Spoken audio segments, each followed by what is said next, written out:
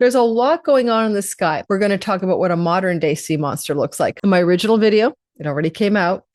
I wasn't talking about Venus out of bounds. But this is your caviar on top, right? Today's our caviar version. Venus is the lord of the lunation. She is the one in charge of a moon in her sign of Taurus, and she's sitting in the sign next door, Gemini.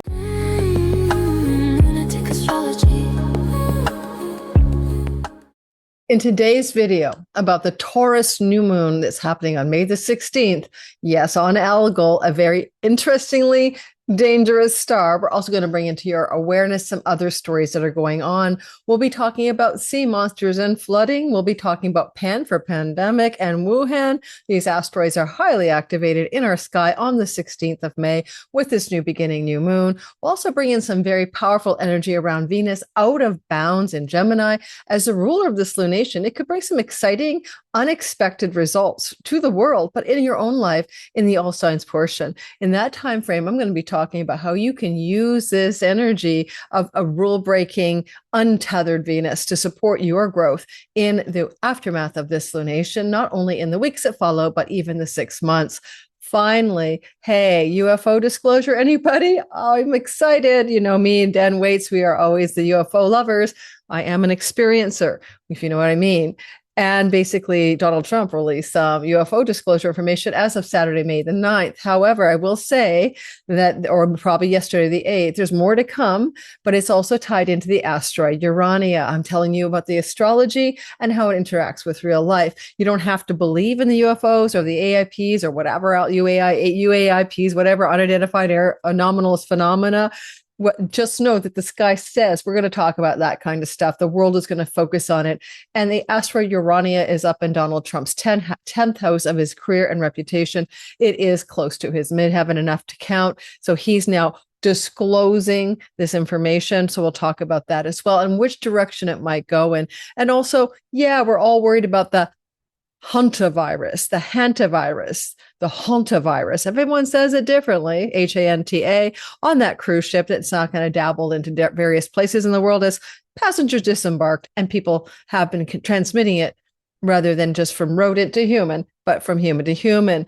We're going to talk about how that ties into the Pluto-Saturn story. That conjunction back at the start of the pandemic is exactly why that story is reoccurring, not to mention asteroid Wuhan and asteroid Pan, and often Pan is pandemic or panic. Okay, so there's a lot going on in the sky. In my video that I already put out a couple weeks ago, I mentioned the possibility of a pandemic scare and connected to like a COVID-like vibe. And I did mention that in the video behind me because all you guys read it and told me to update on what I'd already predicted 2 weeks ago when that video was filmed. So it goes to show you that the sky tells us true stories. We just have to listen. So welcome to my channel. If you're new, my name is Lori Lothian, and we are using Western tropical zodiac astrology, whole sign houses, fixed stars, and minor asteroids. If this kind of thing is your wheelhouse of interest, and this is not Vedic, it is Western astrology, I say this all the time, then welcome to the channel. Please like and subscribe. And I am also having a bit of a, if you catch this before Tuesday, I'm having a mini, oh no, forget it, it's behind you, the free webinar on the Mercury retrograde. If you subscribe to my channel, you'll know, or my newsletters or anything else, that I do a lot of free webinars here, and you might want to be a part of that crew getting into those free webinars. So please consider that by subscribing, you'll know what I'm offering. I'm offering a lot of the time. Whew. Okay, guys. You know, I remember talking with Dan Waits, like he's been on my channel several times. I've been on his channel back in 2021 or 22 or 3. Probably back then, 23, about the UFO stuff going to pick up once Uranus enters Gemini. We both talked about it. Plus, we're in a Pluto cycle connected to Neptune. That isn't a part of the story that always connects as well to UFO events and takes us back to the airship sightings in the late 1800s. Okay, so Pluto-Neptune conjunction. And we see this cycle repeating as Pluto is now in sextile relationship to Neptune. And we saw evidence for how this has been playing out even through to the Roswell incident era, including Saturn-Neptune connections as well. So there's so many videos I put out about that. If you are one of those people who loves UFOs, aliens, alien artifacts, ancient civilization, all of that stuff, I'm going to remind myself to put a link. Maybe I'll create a playlist with like kind of UFO alien type stuff. All right. All right, so that's what I'm going to do. I'm going to create a playlist, and then you can get the link to that playlist in the description box. The reason I'm saying this is because the asteroid Urania, I'm going to show you the chart now in a minute. Urania is the muse of astrology and astronomy, amongst other things, one of the Greek muses. Well, in the ancient day, astronomy was astrology. There is literally no difference. They weren't looking at the heavens to tell us what the gas composition was of a planet or of a star, or a constellation, or anything like that. They were looking at the sky, astronomy, to understand reality, astrology. And in that regard, Urania is an asteroid in the asteroid belt that was named that. And ironically, as we name these asteroids in the asteroid belt, the space rubble, probably a broken planet, that's my take on it actually, between Jupiter and Mars, Tiamat, anyone, that basically that rubble's being named by human astronomers, amateur and professional, in the last couple of decades. And they all have names: asteroid Lori, asteroid France, asteroid Israel, yes. And because we're naming the asteroids, and because we live in a simulation, if you don't know that yet, you got to check in with stuff. This is not real. This is not base reality. When we name that asteroid belt, we create an algorithmic code for our understanding of reality as it unfolds. Okay, go find the names of your marriage partner, your father of your children, places you've lived. Take my free, amazing asteroids course in the description box below. What is the chance that I have two clients who are sommeliers? That means wine experts, in case you don't know. They both have Dionysius and Bacchus, the two gods of wine, Greek and Roman, on their midheaven, career point. You can't make this stuff up. The asteroids will blow you away. I tell you guys the future. I have asteroid Cassandra and Pythia, two oracle asteroids in my chart in very intimate places. I'm always trying to predict the future. So I'm come by it honestly. Also love my wine. Dionysus conjunct Venus and Bacchus conjunct Mars. Give me a good, robust Amarone any day, although I am in moderation mode, to say the least. All right. So if you love jewelry, because this is Venus's story, we're talking about Venus out of bounds and yet in control of this moon, for good or for bad, as she's going through Gemini. And she'll be out of bounds May the 5th or 6th or so to mid-June. This is beautiful jewelry. This is some kind of gorgeous pink quartz, and it's lovely. And the woman who does this, Santa, her moon, I always want to say moon glow, but I don't think it's glow. Her moon something jewelry link is below. No, I'm not getting any kind of affiliate link. She just, as a consumer of my videos, gifted me a bunch of her jewelry. And I said, oh my God, thank you. I'll share it when I wear it. So I'm sharing it when I wear it. But if you want to love her up, go check out her Shopify or Etsy, whatever the link is below. I'll make sure it's in there. I just think that you can't get enough rose quartz for the heart chakra. All right, guys, I'm going to show you the chart. We're going to talk about floods, Isis. We're going to talk about the sea monster Gonggong. We're going to talk about what a modern day sea monster looks like, because sea monster Gonggong is really busy. We even have Merlin conjunct Pluto for dark lords and dark wizards working in this world right now. Right now for this moon, right? And we have a host of stuff like Phaethon and Child. Phaethon got too close to the earth and almost burned it. And then he got too far away and almost froze us. And it has to do with driving the sun across the sky. And that is Phaethon was the son of the chariot driver himself. Brain come online. Anyway, and the point is that he, like a reckless teenager with a car, almost crashed, the earth by getting too close and too far away. So we'll talk about what that might mean, because it's very active in the sky during this moon as well. Lots going on after we do the astrology of the world and what may be going on here. And I'll be talking about world events.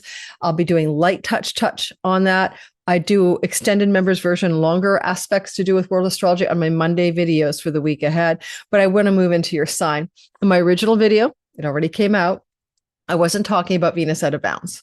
I was just delineating a new beginning and a fresh start moon in connection with your Taurus sky, in connection with normal, regular astrology, like just the basics, ma'am. Just give me a ham and cheese sandwich and I'll be fine. No need for the, dilettante mayo or the, with caviar on top. But this is your caviar on top, right? Today's our caviar version.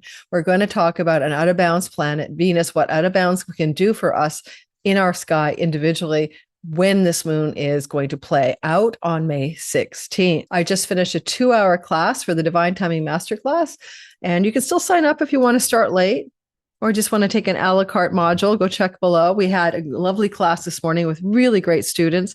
I have 4 assistant teachers in astrology helping me in the chat and helping address your questions and all of that. So if you still want to try to sign up, check the description box below. We'll probably have a latecomer special. Here's the sky. This is what the heavens look like. This is called the eastern horizon, and that's the western. This is the morning rising of the sun, and this is the setting here. And we call that the 1st and 7th house. And in whole sign houses, which I encourage you to use, your ascendant, descendant will float in the 1 or 7. It won't delineate a boundary or a marker of a house. Please use whole sign houses. It's the ancient tradition. It works better. It also is the only way you can listen to YouTube videos by any astrologer, for we all have to delineate in whole sign houses in order to make general bell curve astrology predictions for you and your sun, your moon, and rising. I'll explain that sun, moon, and rising after we do the world astrology. I hope you'll listen to the world astrology as well, and then go watch your sign. If there's too many ads, I apologize. It is my livelihood. They're default settings by YouTube, not me. And you can always get early access ad-free on Patreon, where everyone gets it there, and or you ahead of time, or you can just jump to your sign. I see what the default ads are tending to do is put a little bit of an ad before each sign, but they're all skippable, right? So just hit the skip button. You don't have to watch them. Alrighty. Anyway, thanks. Okay, so I'm just going to bring to your attention that Merlin, who's a wizard, is with Pluto. Pluto is the underworld. You could call it underworld wizards, dark wizards, wizards of the treacherous realms or something. But if you don't think wizardry is working in this world, then you have missed the plot line completely. Alrighty. So we do have a lot of people in the world who work on wizardry, and they understand that there is such a thing as ritual magic, and they're using it. And they're the ones in charge, right? They're the 1% with the money, the power, and they may not even be human, but what the heck. But the point is that you can just wonder why Pluto's with Merlin. Okay, I'll let you think about why Merlin and Pluto are together in our sky as this moon takes force. Just so you know, I've always said AI is a transmitter. It's a communication device like a walkie-talkie. You think you're talking to an artificial intelligence made by humans? No, that's not totally true. To some degree, the algorithmic matrix of the mind of AI is that it is like going to sift data and give you an answer. But at a deeper level, it's trying to become a portal, right? And I talked about this so many times, and some people got angry at me. I've been talking about this for a year. I even know an AI woman who's in the C-suite at Google, all right, who also said she has that concern and it's not unknown. So as they were making AI decisions. So I'm going to tell you that there is a cadre of humanity who knows that they are trying to bring an intelligence through the AI as opposed to create an artificial intelligence. And Dan Waits just put a video out where he talks about that on World Astrology Report. Take it or leave it. Okay, this is what's really happening. Now, the energy of Gonggong is a Chinese sea serpent of great destruction, catastrophic destruction, evil sea serpent.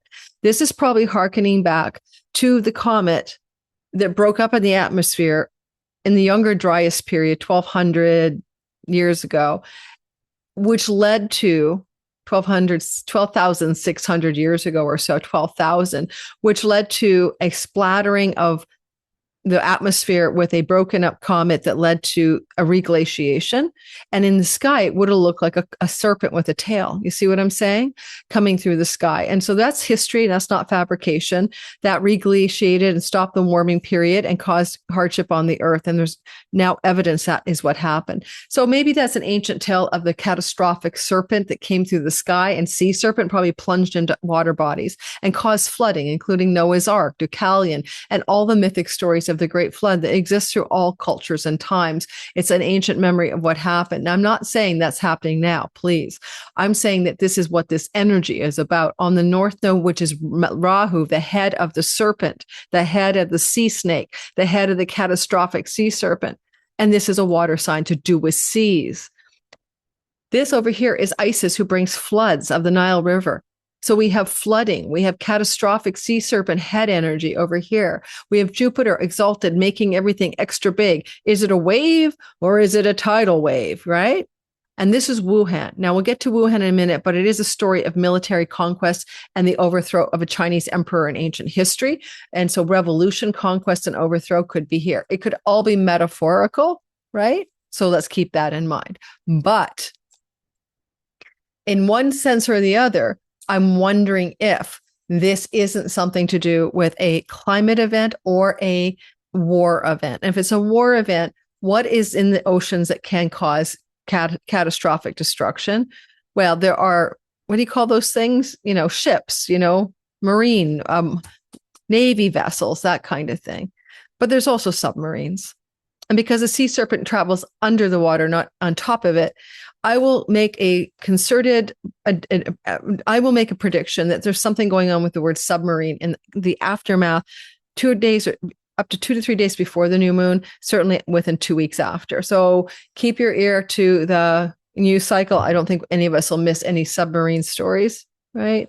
As for flooding, yes, quite possibly, because there could be earthquake content going on or volcanic causing flooding. And the only reason I keep saying that, and we keep repeating it like broken records, astrologers, etc., is that we still have Algol, a star of mass graves and bodies and death, alrighty, in the sign. Algol's always in the sign of Earth, right? In our modern Western tropical zodiac, fixed stars move 1 degree every 70 years, and they don't move when the Earth wobbles. But basically, the fixed star is with around 26 degrees of Taurus right now, and that is where this new moon is happening right here at 25, almost, and 57 minutes, almost 26 degrees. So this is an Algol-infused lunation.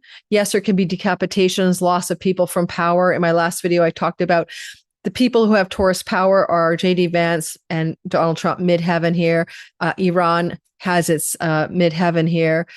And also the nation of Israel and its sun is here, and therefore its leaders are here. That can involve decapitation or loss of power for all of those people, places, and things I've just mentioned.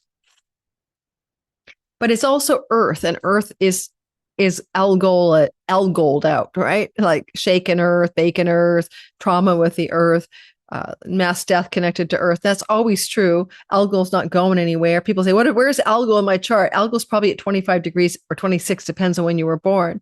Algol is just where Algol is. The Earth is moving the perspective of the fixed star roughly every 70 years by a degree.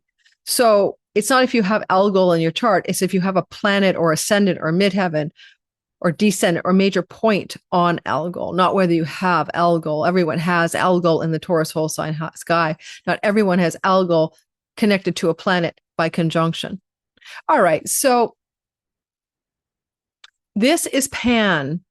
Well, during the pandemic, asteroid Pan was highly busy in our sky. Does that surprise you? Including the onset of the pandemic. This is Pan, the god of the forest, can be divine ritual, ecstasy, Dionysian type pleasures and abandonment, orgies, if you like. But it's also panic, pandemonium, pandemic. And we all panic in a pandemic, right? Then what's going on about the Huntah virus? Pronounce it as you will. It is a concern because it's transmissible from human to human. It is the Andes strain. If you haven't caught wind of that, please don't worry. I watched 3 broadcasts this morning and everyone was speaking to epidemiologists, and each of the damn interviewers / broadcasters said, tell us what we have to worry about. Do we have to worry about this? Should we be worried? Holy man, what can you worry about? Worry doesn't get you anywhere. I need to do a spiritual class on not to worry, because unless it's your destiny to go down with the Huntah virus, it's your fate. Okay, you can't escape it. That's your life story. That's your script. If it's not, just it's a thing happening in the world that could inconvenience your cruise travel or something. So this virus, Andean, Chilean strain, Andean, this strain, Chile, Argentina have it, can transmit from human to human, but it's very difficult to transmit. The person has to be intimate, sleeping together, spending all their time together, breathing on each other together during the stage of visible symptoms. But there is a huge concerted, what do you call it, tracking? What do you call that? Case tracking, contact tracing going on just like COVID. And a lot of people feel anxiety because the COVID thing started as well with a bunch of people on a ship and all these measures about the containment and these sick people on a COVID ship. It all had that same vibe on a, like a, what do you call it? Cruise ship. So what's happening is an echo of the pandemic, but it's not the pandemic. Okay. I want to say this really clearly because Pluto and Saturn came together in Capricorn and began what we called the COVID era and the lockdowns and the pandemic. Then a lot of us astrologers have wondered as Pluto and Saturn now separating, okay, now no longer holding hands together, but Saturn in Aries, right, which is, a fire sign, is in a sextile to Pluto in Aquarius, an air sign. Now, that means there's going to be an echo or an echo chamber of something connected to the pandemic from the onset, from the Pluto-Saturn conjunction at the beginning of the pandemic. But it doesn't have to be negative because the sextile energy between Saturn and between Pluto is always considered to be the nature of Venus and can be positive. Am I guaranteeing it? No. But will this become a global pandemic? No. But why are we all panicking? You see, the news industry loves to feed us on panic and fear. It's a diet of fear that keeps the algorithm running. So take a few deep breaths. You're not going to have a life terminated by this virus, okay? Not unless it's been tinkered with in the lab. In its normal mutation rate, no. So I think it's just like almost like a post-traumatic stress reaction by the world to a virus that is airborne or transmissible, but difficult to do so. Yes, in perfect timing, but I'm not going to guarantee this thing is contained completely, but I doubt it will be a global lockdown. That's what I'm trying to say. All right, so let's move back to the chart where I talk about other interesting stories. We can talk about this, Urania, and this child, and Uranus, and over here, Phaethon. Let's bring that into our focus for a minute.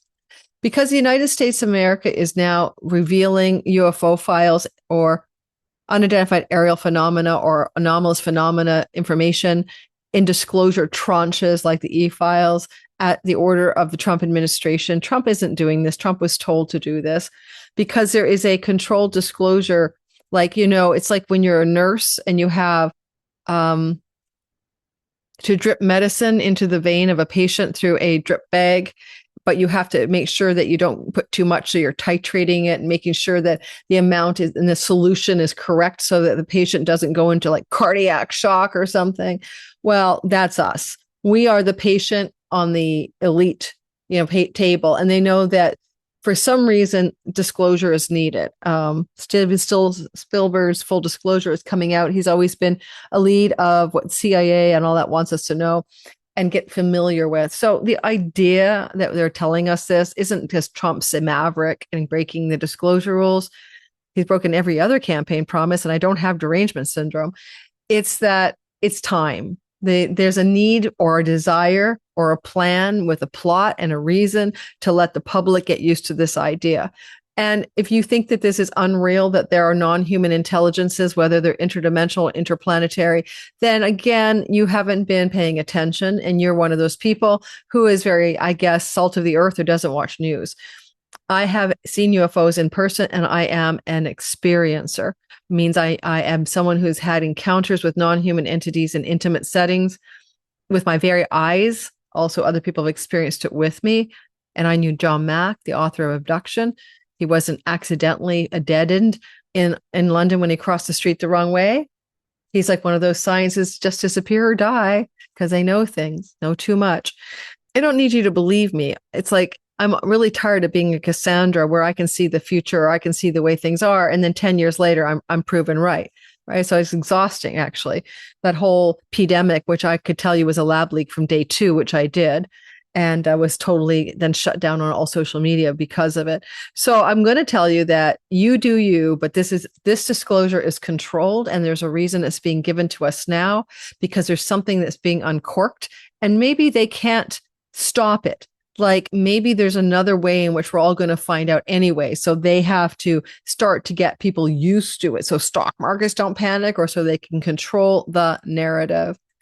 Peter Thiel, I believe thinks that UFOs are demons, go figure, or demonic activity. And I wouldn't say that all non-identifiable anomalous objects are from another planet, because what's the difference between a dimension and a planet? Really? I mean, there's just foreign to this dimension or foreign to this Earth, terrestrial Earth. So Okyrhoe, she's like a whistleblower. Okay. So she wants to tell the truth. She knows the truth. She knows there's going to be a death of her father or grandfather, and she was trying to disclose it. And then she gets in trouble from the gods and turned into a horse and told to shut up. So this ancient story of basically a psychic whistleblower is what we're talking about. And so where people are trying to disclose the truth, but they can be punished by the gods, is in the sky. At the same time, the whistleblowing or the disclosure is about Urania. Again, the muse of astronomy, astrology, but in our modern day, Urania always tracks with UFO stories. In the United States of America, when Urania transits Sagittarius, which is the ascendant of the nation of the United States of America, every 7 years, we have major disclosures. The Tic Tac video, remember that? That happened as Urania was transiting Sag. Remember all those drones and weird lights in the sky that were happening in the fall of 2024? When the election was on and Trump said, elect me, I'll tell you what that stuff is. And he never really did. Well, guess what? Urania was passing through the first house of the United States for 3 or 4 months. So it's always going to be that when Urania goes through Sagittarius, there's a bunch of disclosures, whistleblowers, investigations highlighted in the United States of America. Now we have Urania getting close to J.D. Vance and Donald Trump's midheaven. So therefore, the administration is revealing the information this time around. And you can see asteroid America at 21 degrees heading into Donald Trump's ascendant, and Mars soon also talking to this disclosure story in a square.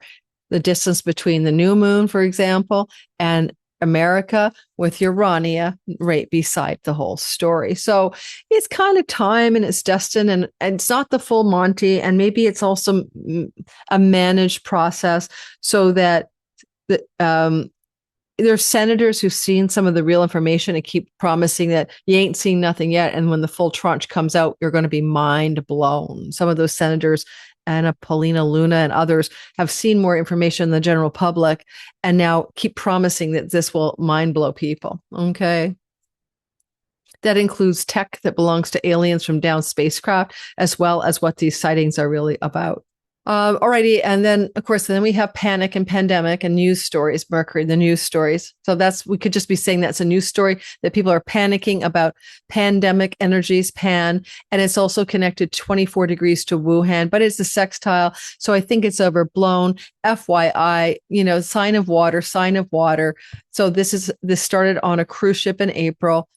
3 people have died, 6 have contracted the illness that are known, and some of these people have dispersed to their own countries. So there you have this watery story to do with Wuhan and maybe a catastrophic sea serpent fear. And of course, it all connects back up here to Pan, right? Or panic and pandemonium and pandemic. I don't think it's a real thing, but I'll keep my eye on it and let you know if I have any change of mind about that. I don't think it's a thing that's going to shut the world down. Over here, in the sign of Gemini, we are having some action. Venus is out of bounds, meaning that around the 6th of May or 5th of May, all the way through to about mid-June, if I remember, she's in her out of bounds phase. So she's over the 23 degrees, 26 minutes of the declination. She's in the northern bound of Capricorn and Cancer. This is Capricorn. And she's basically a rule breaker. So I want you to think about your dog getting off the leash, okay? Let's just talk about out of balance planets briefly. So the idea is that the sun is the boss of you, and the sun is a boss of me. He's the center of our solar system, and it's the divine mind, the divine intelligence, king soul. It's the one who's running the show. You could say, like in the Truman Show, it's that guy at the top of the Truman Show dome who's running the whole show. So the sun can also be very much a spiritual essence of who we are. And the sun could be therefore, the coder of reality.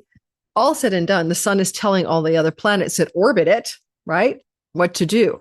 In other words, the sun has all the planets on a leash, more like a ringmaster where, the ringmaster has this, like all the animals circling. So the sun, the ringmaster of the solar system, can only keep a control of every planet as long as they're in bounds, which is the bounds of the ecliptic. Okay. Cancer, Tropic of Cancer and Capricorn represent those bounds. And literally the sun can control planets when they're in the bounds of those declinations north and south. And you can think about the ringmaster getting a lack of leash control on a planet, or your dogs, if you ever go for walking your dog and there's 100 people with their dogs, those dog walkers, like 10 dogs, imagine one dog gets away off leash. So the sun has Venus off leash, and then Mercury's going to join her out of bounds and off leash as well. But we're not doing Mercury. We're talking about Venus because Venus is the lord of the lunation. She is the one in charge of a moon in her sign of Taurus, and she's sitting in the sign next door, Gemini, which can be a difficult place for her to see what's going on next door, but she may be able to transfer the energy of what's out of bounds for one special reason. The special reason, the special situation she finds herself in is Mercury is in her sign with the moon, and she's in Mercury's sign next door. We call that a mutual reception. That means they have a hotline to each other, like Putin and President of the United States, like the Russian president and the United States president supposed to have a red hotline, right? Back in the day, Cold War. So they have a hotline to each other. Why would they have a hotline? Because I want you to think as well, if I was in your house and you were in my house, like home swaps, they exist, homeswap.com and stuff, homeexchange.com. If I was in your house and you were in mine, what would we be doing? We'd be communicating. I'd be asking you to tell me, are my plants okay? And you'd say, how do I walk your dog again? Or what food am I supposed to feed him? So there's a communication structure between Venus and Mercury. And that exchange allows for Venus to be able to activate this moon, to make something happen with this moon, to control some of the moon's actions in her kingdom. Yet she's out of bounds. And so her declination means she's a rule breaker. She's doing things and breaking the rules, unexpected maverick style ways. And that's what we're going to focus on for your sign today. We're going to dive into how you might be a maverick and how you handle this lunation. This is not the world of astrology. This is your story. So your sun sign represents your eternal nature, your spirit, and can have a focus around career and meaningful purpose in life. Your moon sign represents how you feel and think about things, but also can be a stand-in for home, domicile, and where you live, as well as your mother. Sun is also dad. And then the rising is your simulation avatar character, that the sun is the actor and the movie screenplay role that's being played. The avatar is the ascendant.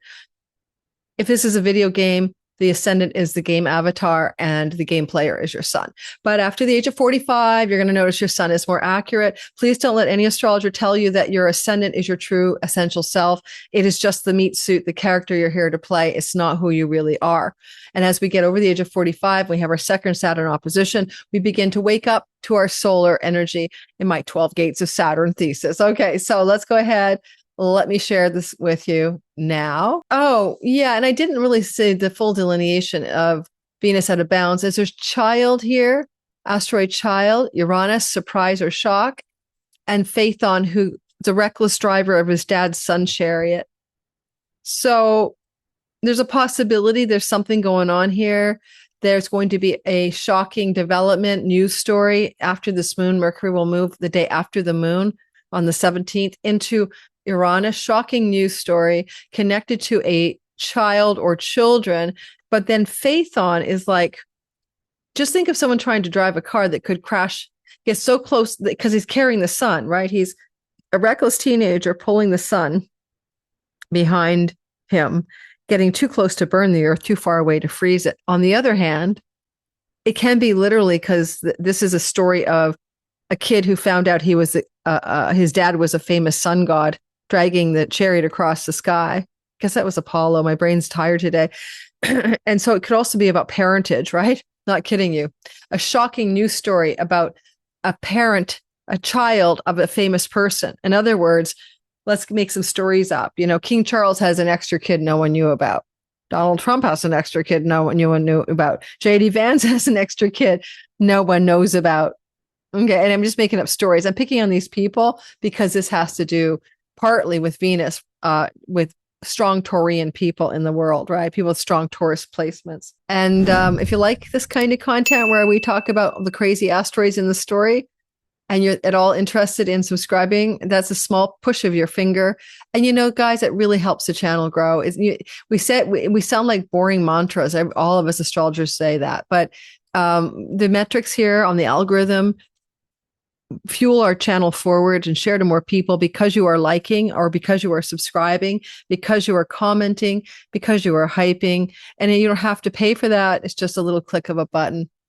All right, this is the sky, and we're going to start with you, Aries people, about out of bound Venus in your third house with her rulership of your second. It is a story that suggests you might be able to pull off some sort of financial wealth situation. And by the way, there is wealth in that Algol star when it's not decapitating people, used in the ancient medieval tradition for wealth magic. So, and, hey, why not? Merlin and Pluto are together. There's a little wealth magic there as well. Wealth wizardry in your house of great gains. And it's almost like, what is it you're going to do that is completely outside the box, that you've never tried before, that's breaking all of your rules that you've ever created for yourself when it comes to third house matters relative to income, earnings, and new beginnings? Now, the third house has a lot of meanings. It could be about writing, communicating, or teaching, skills-based learning and teaching. And it can be about your siblings and your friends in the local hood, including cousins. And it can be about your online and social media landscape. And it can be about your, I'm going to forget somebody, neighbors and neighborhood. Did I say that?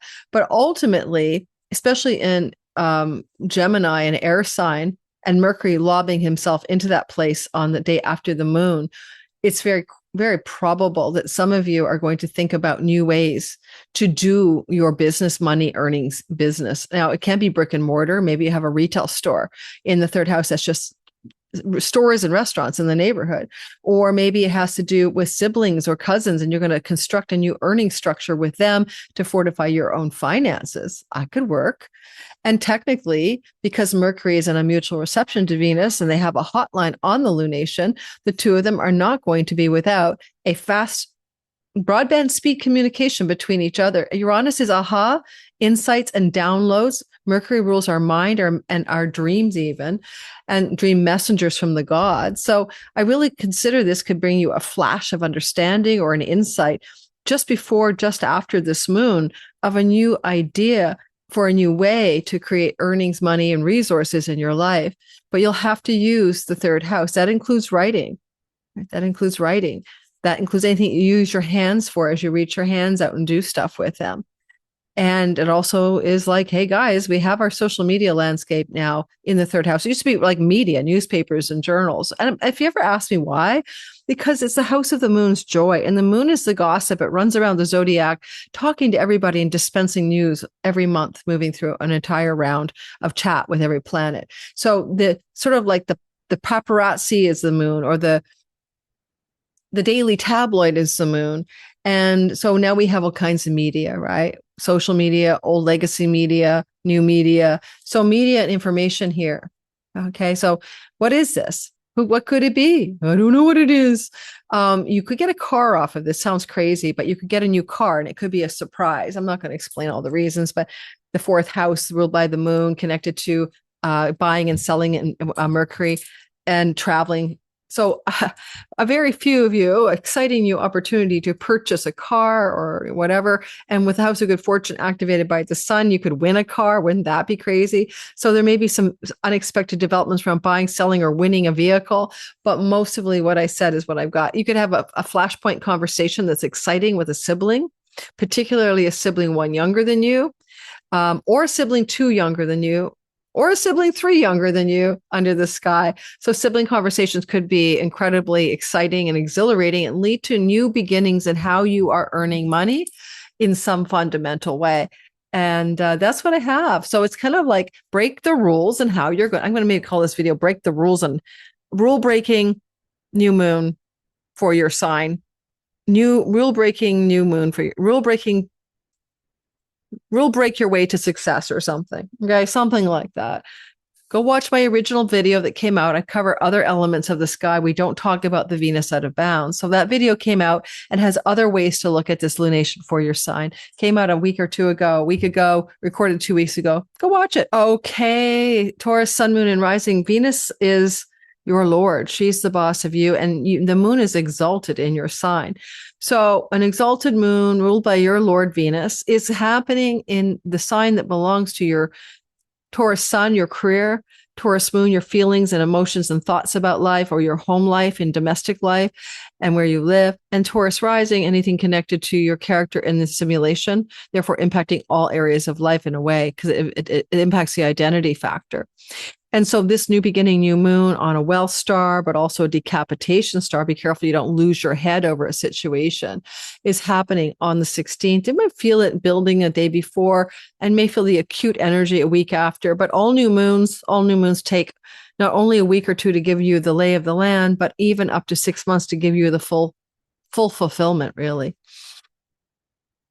It looks like you want to make money in a brand new way, just like the Aries, but for different reasons.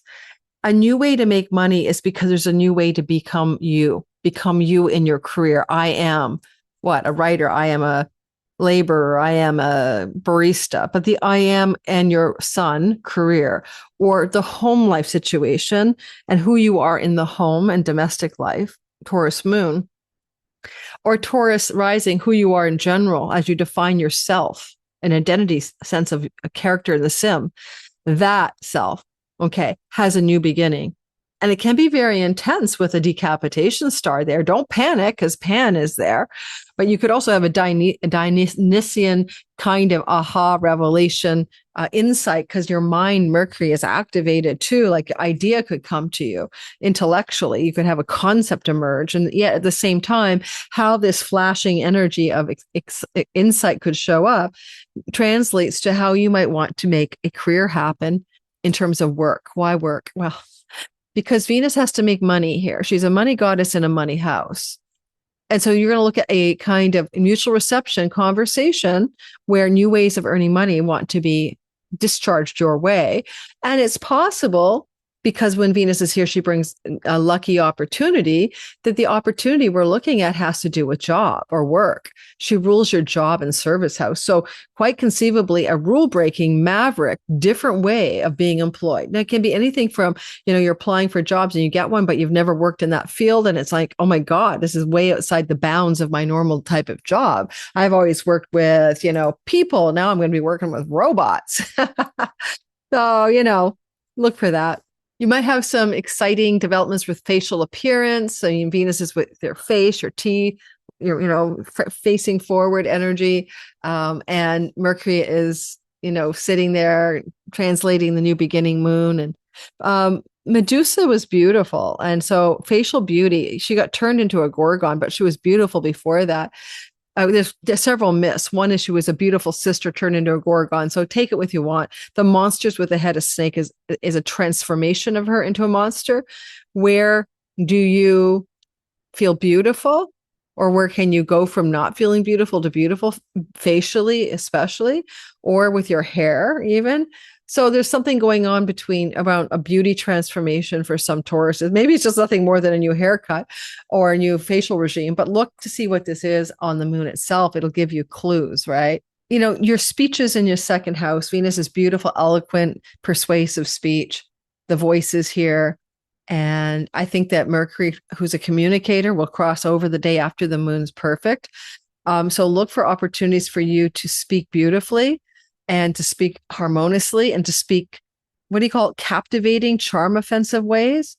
And honestly, with Pluto up at the top of your sky and Venus ruling your sixth house, you might be, and exalting your great gains of your 11th house. Some of you might be looking at opportunities for new work, and it could just be that final interview or getting news that you've got the position that comes around and after this lunation. All said and done, break the rules. Remember, we're talking maverick.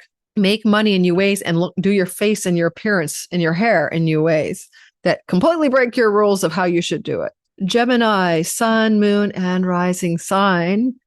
Well, I can relate because my progressed sun is here.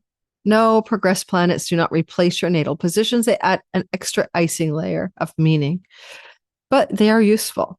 The first thing to consider is that you've been dealing with Venus in your sign for about 3 weeks.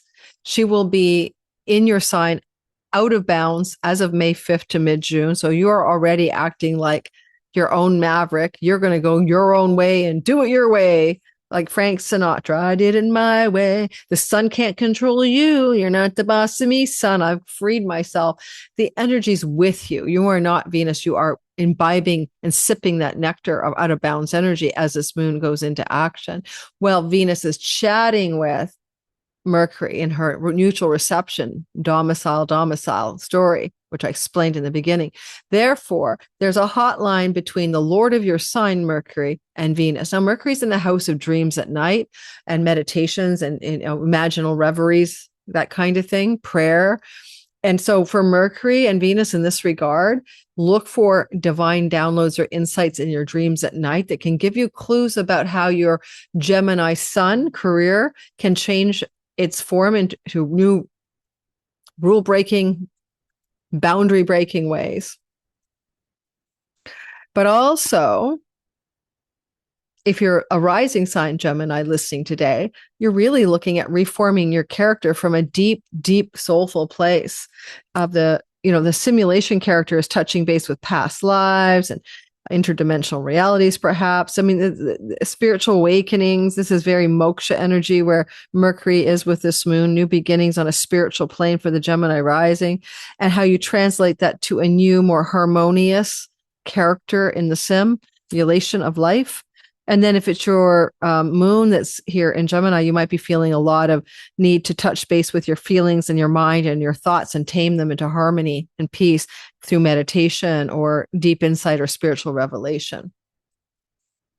Although this could move some of you Gemini moons into a new home. Okay, in a way that seems to break the rules, because Mercury rules land, property, and real estate for you. And he's with the moon and he's translating the moon to Venus. So your Lord says you guys could change homes as well.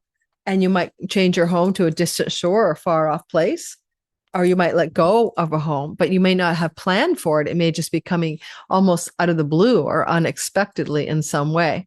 So exciting times coming off this moon. And don't forget, the moon can play out over 6 months with Venus ruling your 5th house of romantic love and children, and Mercury in the house of bed pleasures.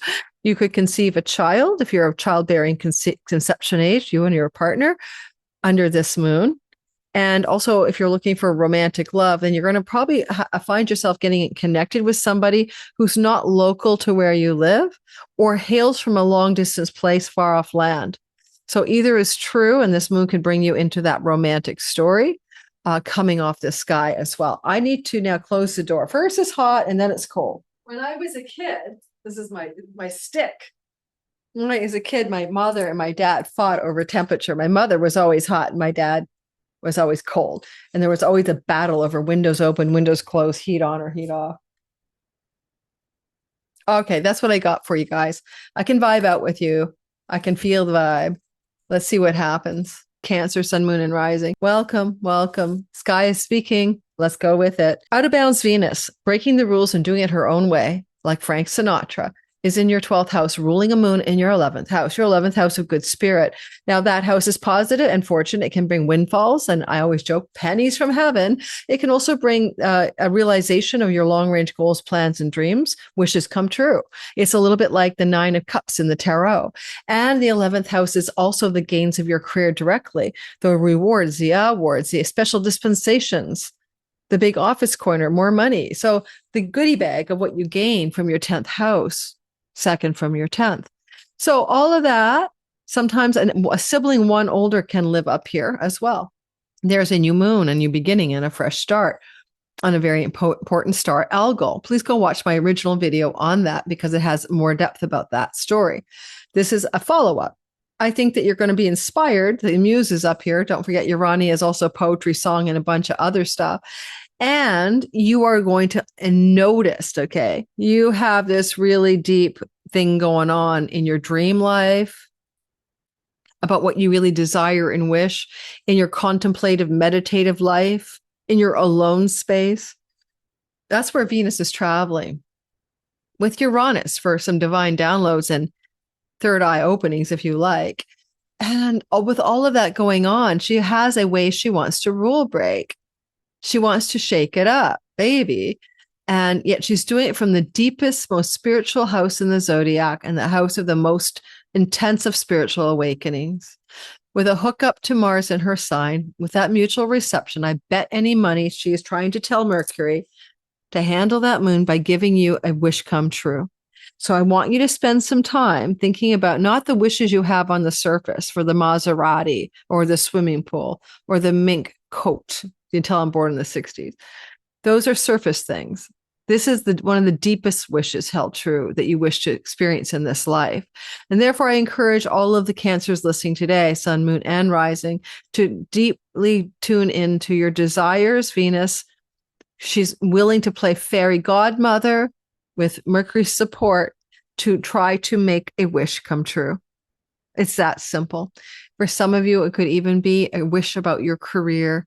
But whatever it is, this wish that is happening, there is some potential for some fulfillment in and around this lunation. And inspiration is there for you as well because of Urania. That muse is shouting at you. Quite possibly with Venus all mucked up in this, as well as Mercury, it can translate in some way to some wish fulfillment about a property, a home, a land, a place to live, some kind of attempt to make that dream real.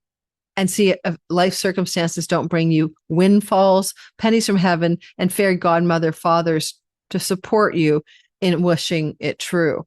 Now, it's possible as well because there is an exaltation by Venus of your house of foreign lands, and she's trying to boss that moon to do what it's her bidding. Some of you might have opportunities to buy, purchase, sell, or move to a country or a place quite far from where you currently are. And even Mercury is willing to help support that because he's the god of barter, trade, and commerce. So again, purchasing, buying, and selling a property is conceivable, but I think you might be looking at far off lands and distant shores connected to the real estate, or borderless income and revenue connected to Mercury's rulership of your third house of online social media, and some major new ways of doing it. I want you to think about breaking your own rules because you have no boss, no sun telling you what to do. If no one's telling you what to do, what would you do anyway? Well, the moon is your lord, and the moon is new, and she's on a wealth star. She's on a decapitation star, of course. I covered some of the downsides. Don't have a blowout with a sibling one older. But also look at the positive side of this as well. For the more decapitating star of Algol storyline, you can go watch the original video that came out about 10 days earlier. I'll put a link in the box below, description box. Okay, so what happens if you are Leo, Sun, Moon, and Rising? You got great hair, great beard, great mustache. What else does it mean? Especially Rising. It means that you got this fire and you're going to express fire when you can. It looks to me, and courage, it looks to me like you've got a big old new moon on a difficult star in the 10th house of career and reputation. Covered in my earlier video, we talked about Algol more. Go watch that video. In the meantime, why are you having Venus out of bounds in your 11th house? Where are you wanting to maverick up? Go your own way. Do it your way. Not follow the prescribed order of things. Do the unexpected. There is that, moving in a direction with your career and its gains that you want to do it in ways that you've never tried before. Uranus means inventive and original, eccentric.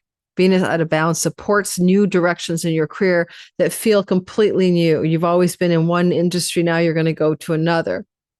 Now that's especially true for rising sign, especially true for Leo, Sun. Moon, it may be changes in your mind and emotions or changes in your domicile in maverick, new, unexpected ways. I think that because the moon is up at the top of the sky, for many of you, this is about professional matters or reputation matters. And it can also involve your connection to friends and groups of belonging. Venus here can make you sociable, make you popular with friends, get you invitations all the time, have friends in high places, especially women wanting to support you. And this could be very breakthrough in career, break free energy. And that's Uranus. And so there's some kind of, but you can't do it the same old way. This is not going to look like same old, right? That's that old expression. I think it's Einstein. You're not going to get results doing the same thing the same way. That's insanity. Something like that. Similar thing. You got to change it up here, shake it up. New career, new profession, new path, new way of doing it.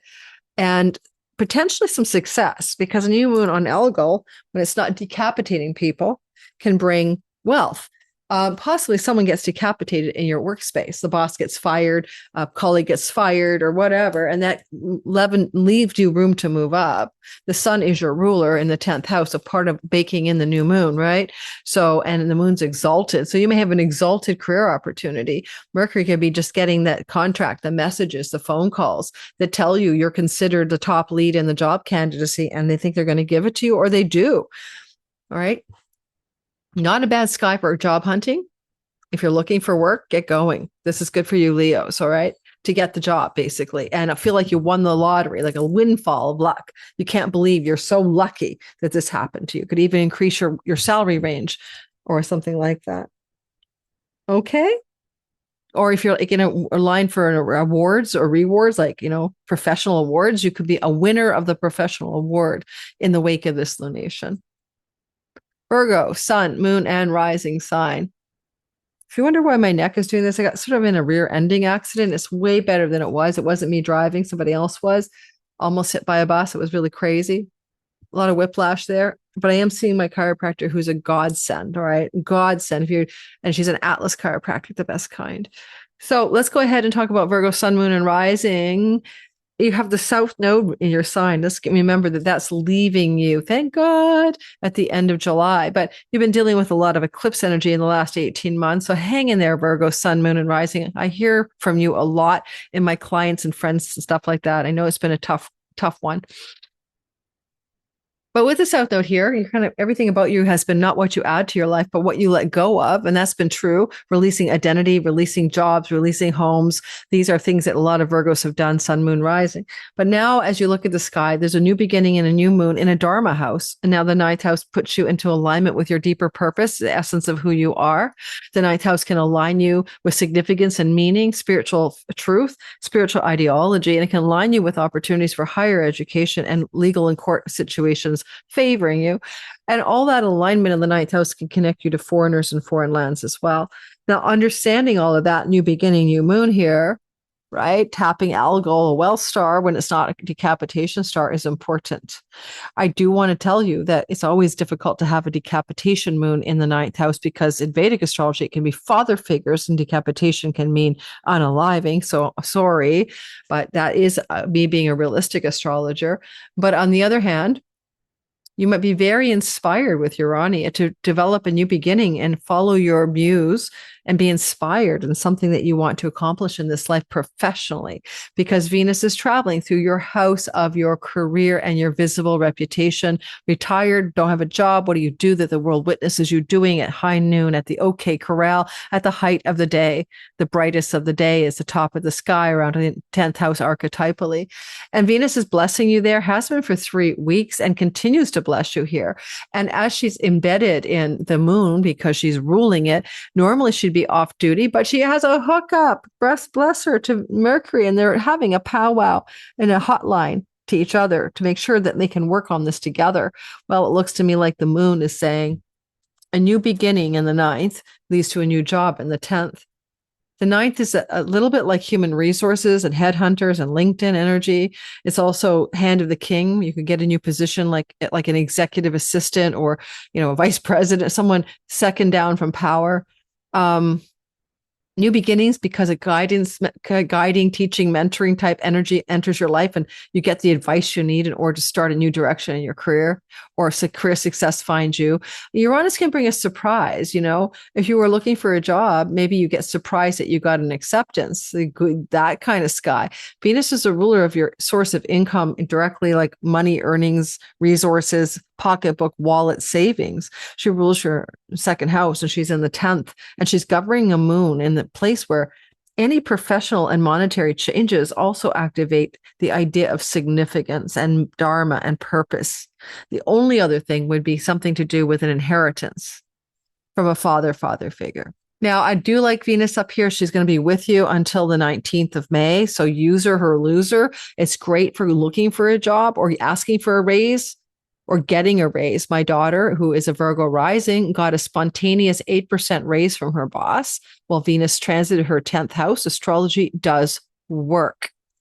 And she's so excited that she didn't even ask for it. And basically, they gave her way more than they usually do in this company, according to people who've worked there before.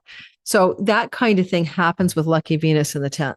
Now, with this lunation, it could open up some very specific backroom thing, like the runway to the career is a ninth. Have you been applying for jobs, taking interviews, hunted, LinkedIn stuff? So it looks like there's an escalation towards some success that will be positive, I think, for your money. And that maybe because of Uranus, a bit of a surprise.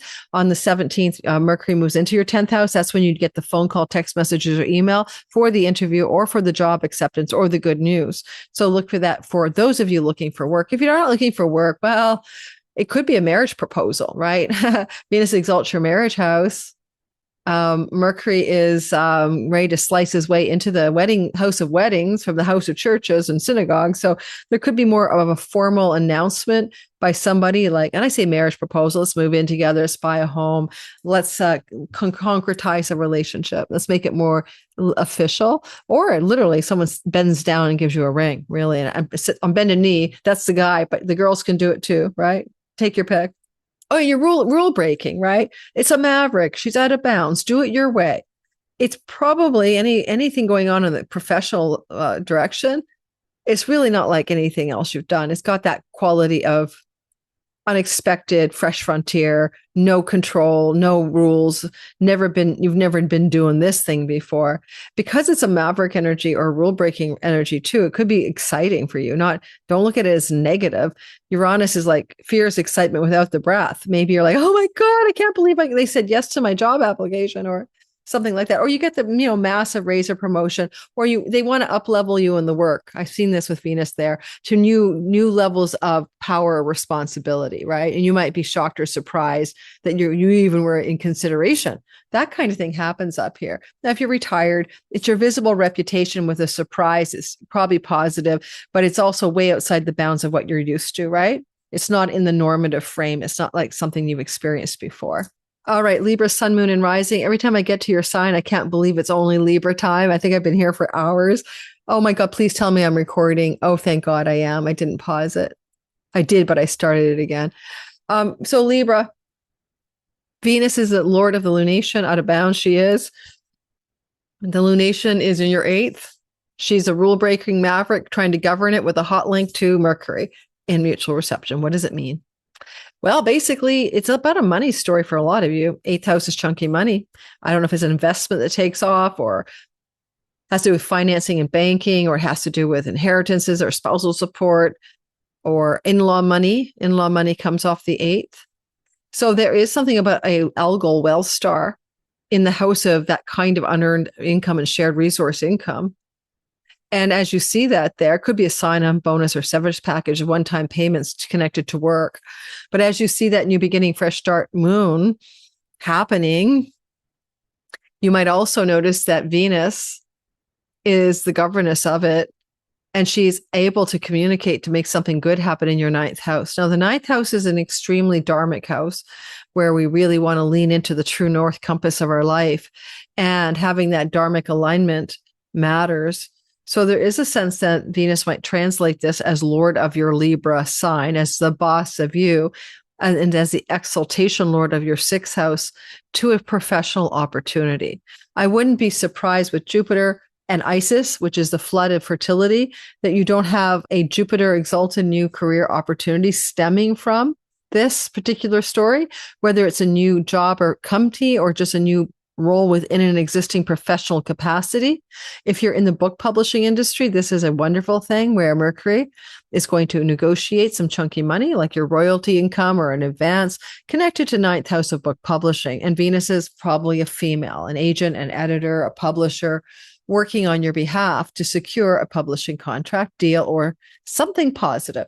The rule-breaking maverick energy, though, is important. So if it is any of those things, it's being done in a way that you haven't seen done, that you haven't done before, that's brand new to you. depending on who you work for, Mercury, ruler of your 12th, Venus in the ninth, can indicate professional advancement opportunities connected to foreign companies. All right. Or you live in another country from your birthplace and the opportunities are there, or you work for an international company. Those are possibilities of where this excitement is coming from for you. I'm not trying to worry anybody. Okay. But it is possible that there's some chunks of money coming from inheritances. But in this case, it'd be more likely an elder father figure. Okay. So like a grandparent or something aging. Or, yeah, probably that under the sky, especially if there's news of a hospital stay. So I think this moon could bring, with Mercury support, news of some eldering family member, father figure. And I mean from your family, maybe your in-laws. A hospital would be a key word, okay?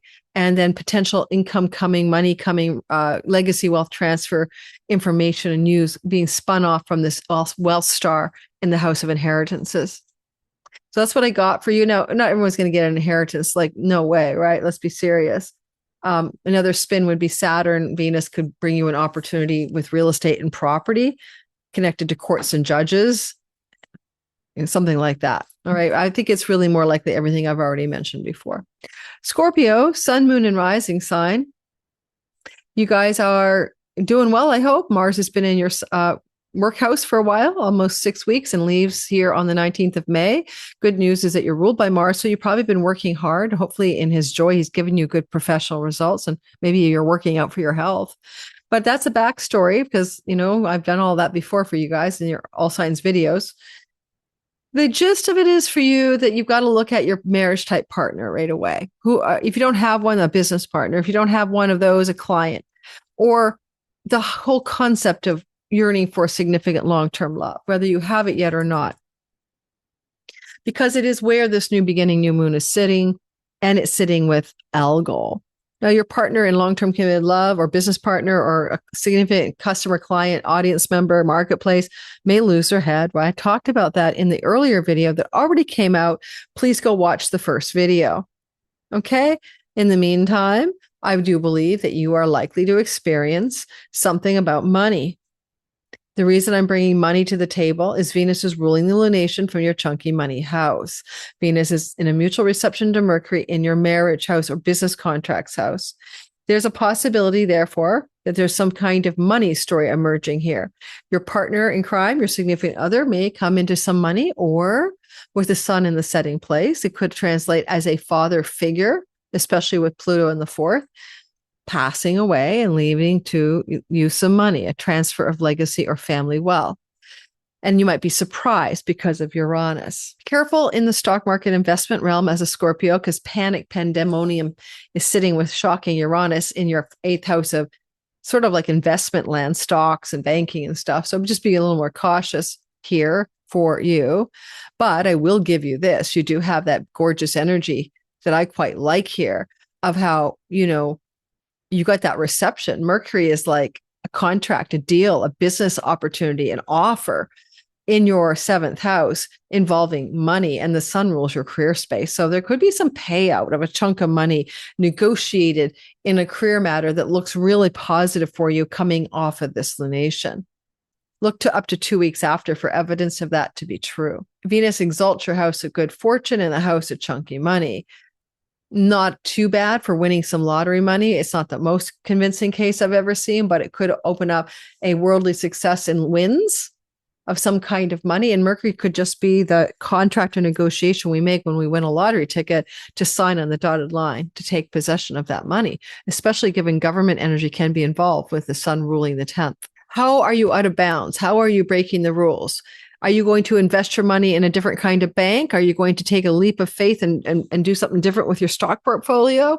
Are you going to make a change in how you negotiate Mercury, money, and deals in a way you've never done before, so you have more financial leverage or freedom? I mean, Uranus is financial freedom, right? With Venus. So how are you trying to achieve a financial freedom vibe in a way that you've never done? You may not try to achieve it. It may show up. You've always worked hard for your money, right? And you're like slaving away all your life to save and work and slave. And suddenly instead, the Maverick rule breaking Venus says, oh, no, forget all that hard work. Here's a bunch of money. whether it's an inheritance, a lottery win.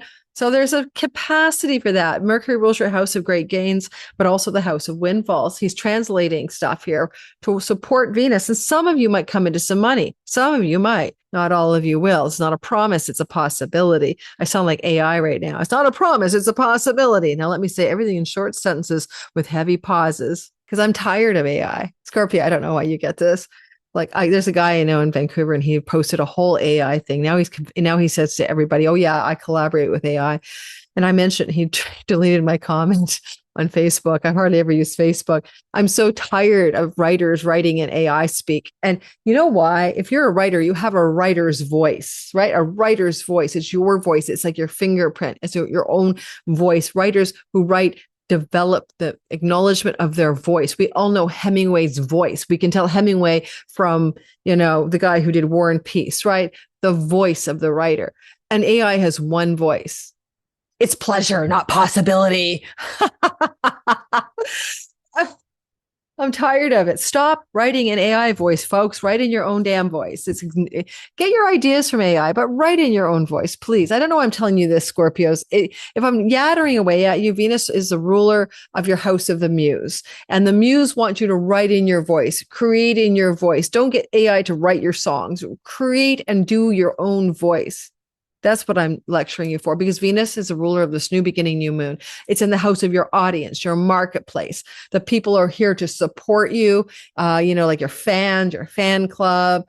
I mean, for goodness gracious, right? So your muse, Venus exalts your muse. She would transfer your muse into money if she could, but you've got to acknowledge your own voice. That was a lecture you didn't need. You're probably going, WTF, did she take it out on me? I'm a Scorpio. I always follow my voice. Probably it's true. I lectured the wrong sign. Scorpio, sorry. You can channel the deepest, darkest secrets and the most redolent, mystical muse. That's what I got for you. I was finished anyway before the diatribe. I went on a pulpit rant about AI usage by the general public. This guy said, oh, I got 1 million views this month because I'm using AI. Okay. Eventually, we're all going to get really tired of AI. And a lot of people haven't caught the wave of what AI sounds like yet, but they will. And they're going to go, oh my God, not another AI script. Sagittarius, sun, moon, and rising sign. Jupiter, your ruler, is busy exalting. That's this thing. I'm exalting your chunky money. Whole story that we're not talking about today. Today is a new moon and a new beginning and a fresh start in your 6th house of your work. Most times it's job, profession, work, job, workspace stuff. Sometimes health, can involve pets, can involve tenancy and rental agreements, and debts and indebtedness of any kind. So we've got a new beginning and a fresh start here for all Sagittarius, sun, moon, and rising, especially rising. There's and maybe sun. There's a thing here where when we have a new beginning, we quite often want, with this kind of Taurus lunation, to apply ourselves through a steadfast, stubborn, and determined way. Taurus, fixed. But we have other energies here. So the new beginning in all the areas I gave you also have an Algol star of decapitation. And with the South Node in the 10th house, I will say that some of you may be decapitated from your job, being fired, or someone in your job arena, job and work may be decapitated, fired. But that could be good for you. It may open up a new opportunity. I'm just giving you a heads up. The moon can bode that story. However, new beginnings and fresh starts in the work is there, or the health. And technically speaking, Venus is trying to help from your house of your clients, your significant marriage and business partners, and your audience and marketplace. Now, Venus with Uranus trying to communicate to the new beginning in the workplace is an interesting story, because it could also be about your partner. So let's just start with you. Is there some kind of contract deal, legal contract that wants to come out of the blue? At you out of the blue? There could be, to do with your work or elimination of your debts. I did another video already on this for your sign, but what we're talking about, where is the maverick? Why is Venus breaking the rules? What she got up her sleeve that's completely different than anything you've seen for her. She is out of bounds. Well, and maximum out of bounds will be around the 23rd of the month. So she's really leaning away off the leash of the sun, as she's going to provide a new beginning in your 6th house. I know the moon's moved on, but you have to trust me. the moon is really, with Mercury ruling the 10th house and the south node, and Venus in the house of legal contracts and agreements. There's some kind of bound breaking, different type of contract or professional agreement that may come to you off of this moon. And it could be breaking rules because it's original, inventive, or different than any kind of professional contract that's come your way before. Venus does exalt your 4th house, and there is a rental property energy to the 6th. There is a rule breaking, inventive, unexpected, sudden, exhilarating opportunity to change your home, to move where you live, connected to rental agreements. It may be very swift moving and exhilarating with Uranus. You didn't see it coming. Asteroid child could be connected to a move connected to your children as well. Or unexpectedly, your children are moving somewhere as well. Venus is a ruler of the house of career gains itself, or the house of your sibling, one older, and the house of your friendship groups and circles. So she could take that moon and give you opportunities for pets, rentals, debt relief, new home, connected to friends, benefactors, or a sibling, one older, in unexpected rule-breaking ways. If you put something into the marketplace, like especially social media, you could go viral. Like if you're that type of person, this could bring you some virility and some wealth. If your online life is a part of your work life, okay?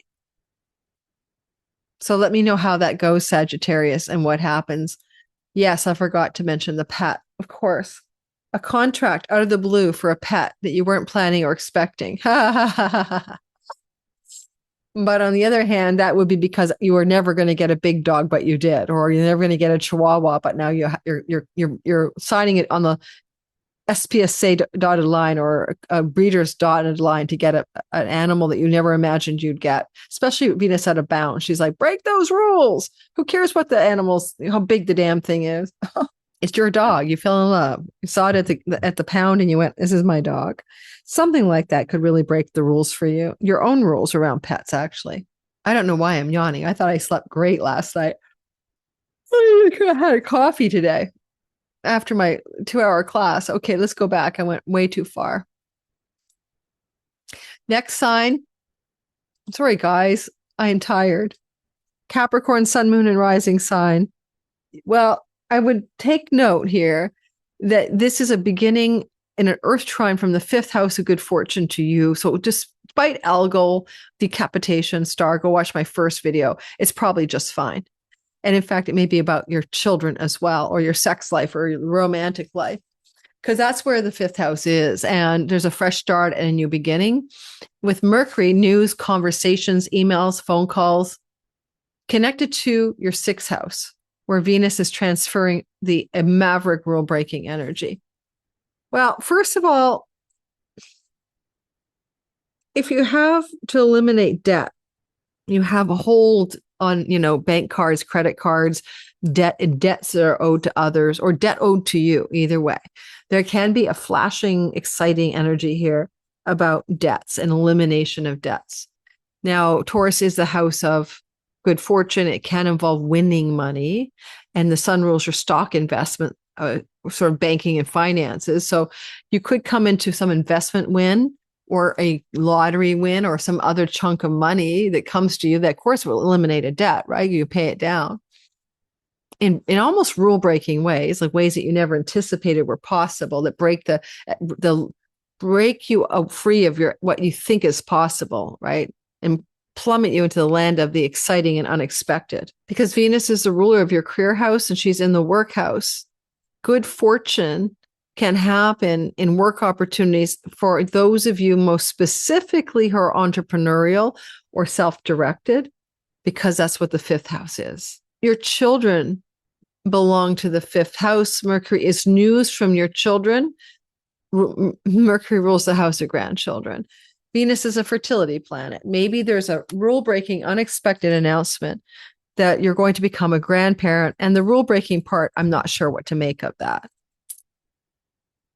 Unbalanced planets just can also be surprising. They do things that surprise us. They're outside the scope of the norm. Your kids had, no plans for more kids. They're in their 40s or something, and there's an unexpected surprise.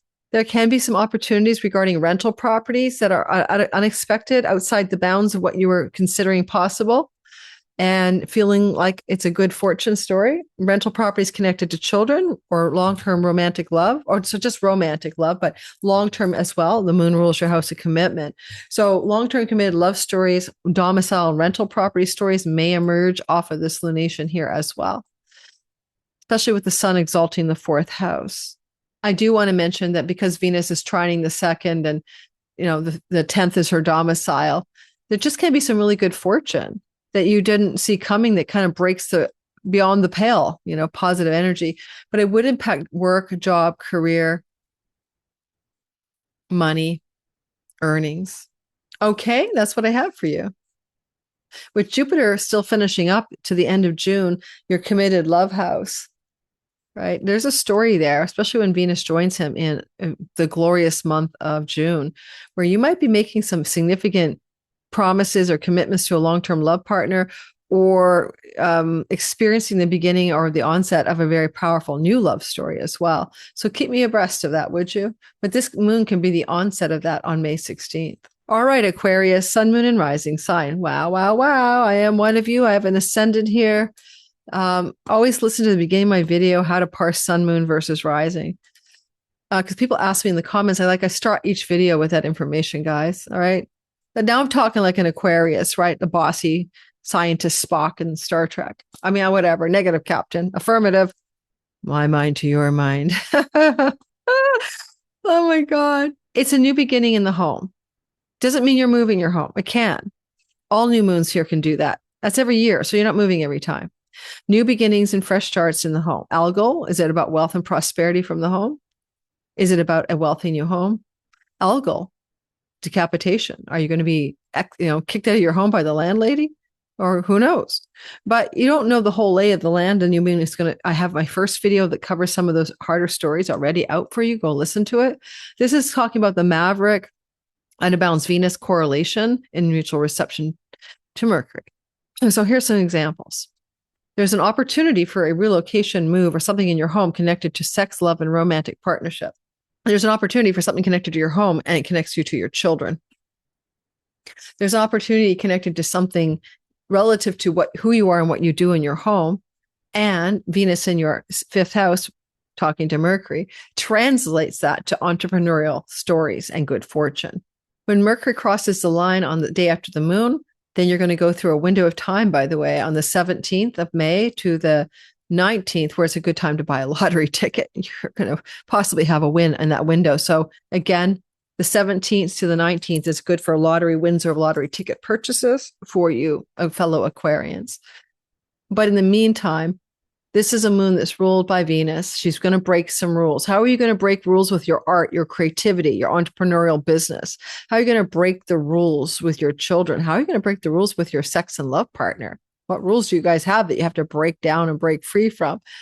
And Mercury, he could bring it to a new kind of like tantric intimacy or sex magic or something weird. Venus here, she's in her joy. She's in the house of her joy, governing the moon through mutual reception via Mercury. Think outside the artistic box. Think outside the muse box. Don't let the muse dictate that you do things in the way you've always done them. Try something new. Do you need to write something, Mercury in the home, that you want to translate to entrepreneurial success? Possibly. Some of you could do that. It's like the muse is telling you to break the rules, especially if you're artistic, creative, or entrepreneurial in and from your home base. Do it differently. Urania, the muse, is with the moon. Do it differently. Song, poetry, music, whatever. Stars, outer space, astrology, astronomy, break the rules.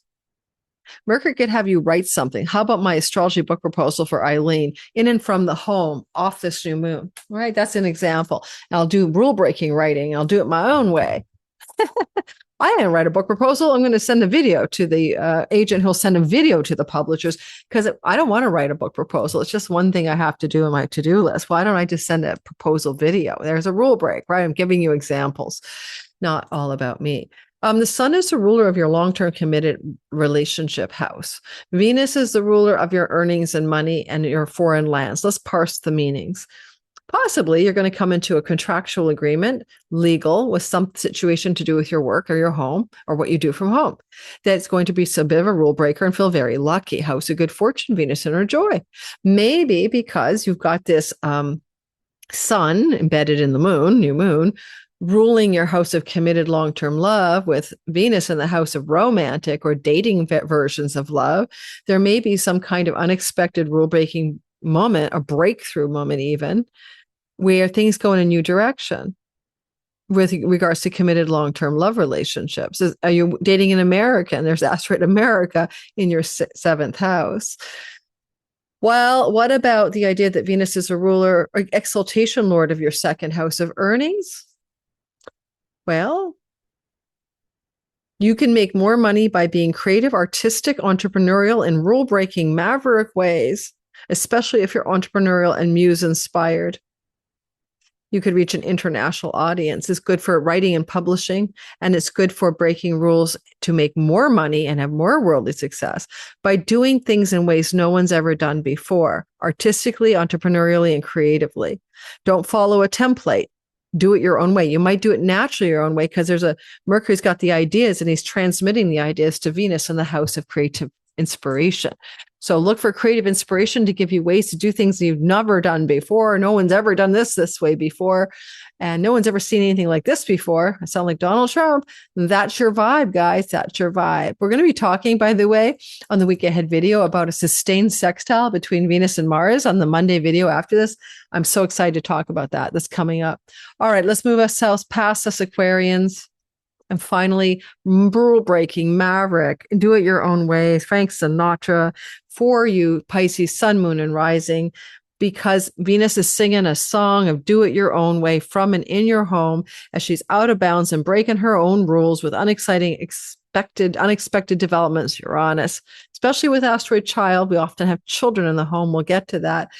And in your third house, you have the new beginning. Now, the new moon in the third house in our modern day world is good for business new beginnings, especially social media, but it can be brick and mortar. So new beginnings in business matters, especially writing, marketing, selling, teaching, learning, and communicating. New beginnings in relationship to travel, short distance, and siblings as well. The decapitation star, though, could be a problem for a sibling getting a decapitated moment. Something goes sideways in their own life. I have to tell you that. I'd be lying if I didn't.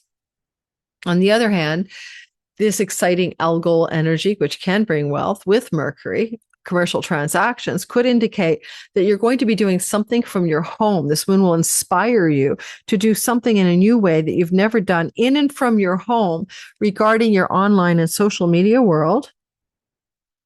You could go viral, connected to your business endeavors, connected to your writing and teaching, marketing, selling, and communicating, website, social media landscape. Divining, scrying, and fortune telling also belong to your third house of the goddess. Venus rules the occult house. If you're a tarot reader, astrologer, gene keys, all those types of things, all those occult mysteries, hermetic wisdom, and you do this stuff online, then you're going to have some very positive breakthroughs, but you have to do it in a new way. If you've always done it a certain way, then you're going to have to change how you've always done it. Okay? If you want to teach a course or take a course, you're going to break outside the bounds of how you've done this, and you'll take courses you never thought you'd add to your roster of learning, or you'll teach courses you never imagined you were going to teach. They have to be skill-based. You're teaching people how to do something. A Mercury is the ruler of your marriage house. He's connected to the moon. He's with it. He's talking to Venus, who's the lord of it. Major changes in the life of a marriage partner. Committed long-term love, or how you approach your audience and marketplace. If there's changes with the marriage partner, they may involve the marriage partner's world, not all just about you, you know. If it's the marriage partner's world, it may connect them to changes in their own career. All right, unexpected, but rule-breaking, but maybe positive. Venus is also the ruler of chunky money for you, and she's in a legacy wealth placement, but this would be chunky money from cousins, uncles, aunts, or siblings, not from mom and dad or grandparents. And so some of you, Pisces, may come into some collateral wealth through those mechanisms, or similarly through your in-laws as well. Okay?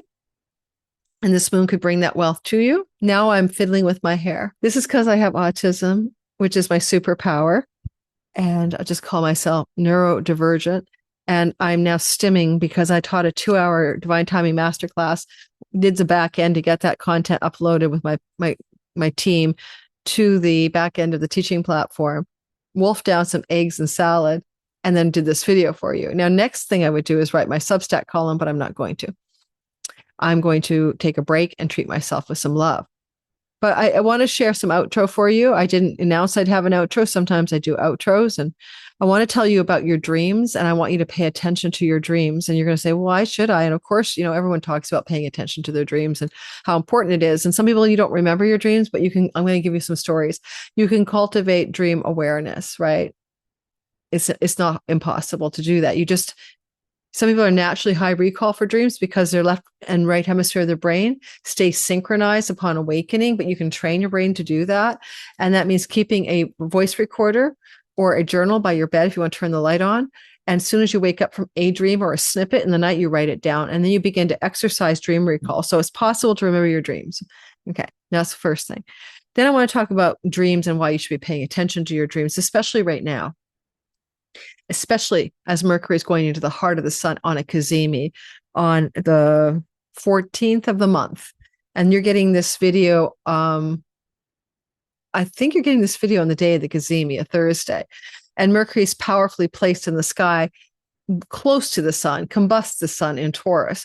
And so your dreams that you would have now, like I'm recording this on May the 9th already, it's true, because Mercury's in Taurus with this sun that's going to form a new moon. Your dreams are very inviting you to pay attention right now to dream insights connected to the Taurus part of your chart. So what is, and Venus is like guiding that dream from the house next door, Gemini. So the Taurus part of your chart is what we just went through when we did the all signs, first house, second house, third house, fourth house, right? So you just learned that today. So there's ways that these dreams are reaching through the ethers to you to give you guidance. So I have lots of dreams that come true that are predictive, especially about world events. And someone criticized me for being a know-it-all or look how great I am. But I do have a very good track record of predictive dreaming. And so I'm not going to list my creds here. And I also have personal dreaming that's predictive in my life, and also prescriptive and sometimes predictive, prescriptive, and preventative, I guess. So I want to share a couple of cool dream stories about things in my life, and then I want you to all listen to your dreams, right? In the end days, your men will dream dreams, and all of that prophecy of the Bible. We're in those end days. Timelines are splitting and converging and splitting. So I had a dream about a dog the first time I got a dog. All right, so not the first time, but the second dog I got. And I'm going to tell you two dreams about animals, and I'm going to move into another dream story because I want you to play with your dreams. I literally ended up having a dream one day. I woke up and I had been looking for an animal. I wanted a big dog. I had a breeder, had a misfire on a mastiff, and it didn't happen. Cane Corso. I love those dogs, but didn't happen. The pregnancy was a false pregnancy. So I was determined to keep looking, but I had given up. And then all of a sudden I had a dream. I'm looking at a litter of dogs. They're all black. There's about 4 of them. They're sitting in what looks like a kitchen area with a baby gate to keep them contained. And it was in my dream. I looked at them the next morning. I woke up and Facebook Marketplace popped on my screen. Back in the day, that was bigger than it is now. And there somebody was giving away 4 dogs, puppies, black, just like in my dream, with a baby gate in her advertisement. It was my dream. I knew that one of those dogs was mine. I called up, but I was leaving town for 5 days. And she said, well, if there's any left Friday, I was leaving Sunday night, and there's still a puppy left, you can have that one. I'll let you know. I got the dog on Friday. It was beautiful. It was black. It was a shepherd mix with a black shepherd show dog, European stock, none of that humpy back. And all the fur fell out. And the day I brought the puppy home, I had a dream of my prior dog, a hound shepherd mix, who had passed away. She was lovely, Delilah, 40 pounds. She lived 16 years, but she'd passed away several years earlier. And she came to me in the dream, like, wanted me to throw a ball. And I'm, oh my God, I think this dog is my old dog. All the black fur fell out. It's puppy fur that usually doesn't hold. And the markings became brown, tan, white, with a little bit of black, a typical shepherd coloring, but with these little little spots here, little birthmark spots like this, my mole, and the black eyeliner and the white bib and the white paws that my other dog had Delilah. So that was a story of a dream telling me to, like, I followed it. It was a dream that told me what to do the next day. Okay. Follow up, do the thing. Sometimes dreams are healing. I've had healings in dreams where a problem with my body's disappeared in a dream. I've told some of those before. I had a breast lump. I had a dream. I was lying in bed one night. It was in my 30s. It was pretty hard. So I was worried about it. It was not a normal situation. And then this light came in my dream under the skylight of my DC house at the time, Friendship Heights. A beam of light came zapping at me. And it was red, I thought, and it came off of what looked like a UFO over my skylight. And the next day it was gone. But not only was the breast spot lump gone, there was leftover healing. Like, when you have I don't have zits, but you imagine you had a zit, or you have a wound and there's a scab and it falls off and you got that new, fresh, bright pink skin. Well, this was there. And this was a tiny little like spot. Like, this was not a big, unacknowledged whatever breast lump, but it was pretty hard, which could have been concerning because I'd seen a breast surgeon person in case I had problems before in my 30s, and she said, oh my god, just feel for like a grain of sand, then you're going to be worried. That felt like a grain of sand. It was gone. So there's healings in dreams, there's forecasting of animals coming to us in dreams. And the other night I had a dream. This is more of a prescriptive dream, I think, and also a preventative dream. I had a dream about becoming a bodyguard in a ninja outfit. Like, I'm wearing this ninja outfit and I'm like a bodyguard and I'm protecting somebody in a house. And then this guy is coming in and I'm like ready to protect. Now, in the dream, I realized I don't have any weapons and I don't have any real training here, but I'm going to do the job anyway. So I had a situation where I had to do energy protection without knowing it would be needed. Okay. I'm coming into a time in my work these days where I tend to find myself attracting a lot of attention. Sometimes it's unwanted from fans. And sometimes, a bit of a vibe, you're kind of like, you know what I mean? Like, you don't unwanted attention. And so I just found that some of these dreams that I'm getting lately are hyper accentuated, prescriptive, preventative, and prophetic, right? So tell me about your dreams lately, guys. Are you having more? Are they telling you what's happening? Are you getting clues? I had a dream about 3 weeks ago where these balls of light in the sky were flashing. And of course, we've had a ton of meteor strikes flashing through the sky, more than we're supposed to normally have. And I had the dream before that happened. But also in the dream, I had this stuff about UFO disclosure while those balls were flashing in the sky. So yeah. All right. That's what I got for you today. Hang in there. Don't forget to like and subscribe. Pass this video on to friends and fam. This is a big, important lunation. It's on a very powerful star, Algol. Let's see who gets decapitated in the world scene. My first video that I put up probably talks more about that. Watch both videos for your sign because there's different information in each. I'll see you guys in the next video. This video is coming out on a Thursday. My next one will be Sunday and Monday, and the Thursday after it. Sunday, Monday, Thursday is my regular publishing schedule. I'll see you guys around. Take care. Bye-bye. Astrology.